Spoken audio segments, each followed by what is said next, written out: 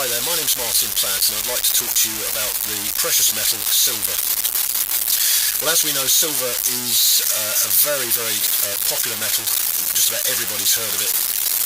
But the main use for silver really is in industrial purposes. It is used for jewellery, but most people prefer gold. Normally, silver trades at roughly 1/50th of the price of gold. And silver tends to piggyback gold as well. Silver has been mined for thousands of years, as we know, but it's always been the poorer relation of gold, if you like. It's been used in coins, and silver is also measured in troy ounces, just like gold is, and a troy ounce is 31.1035 grams. Silver, from an investment viewpoint, tends to be purchased more along the lines of in kilos as opposed to ounces.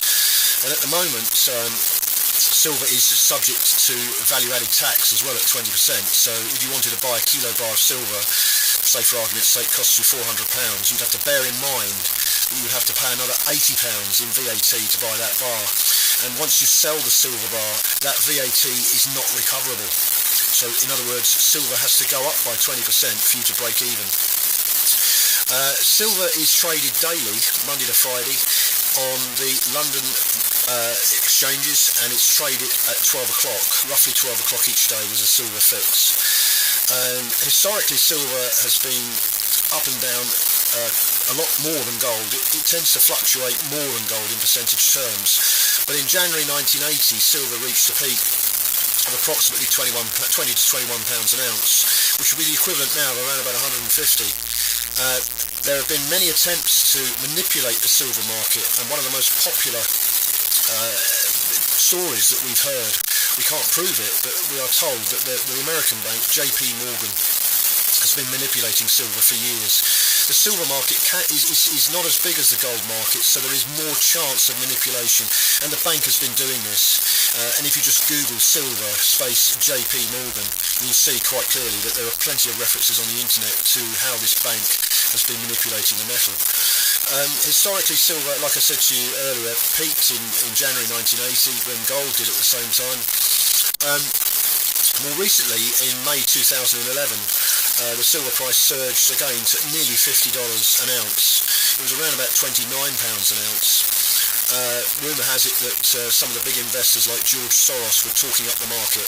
The fact was, though, that back in, I think it was the May Day bank holiday in 2011, the price did go to about $48, $49, but the following day, for us, there was no trading because it was a bank holiday Monday, but the following day the silver market crashed.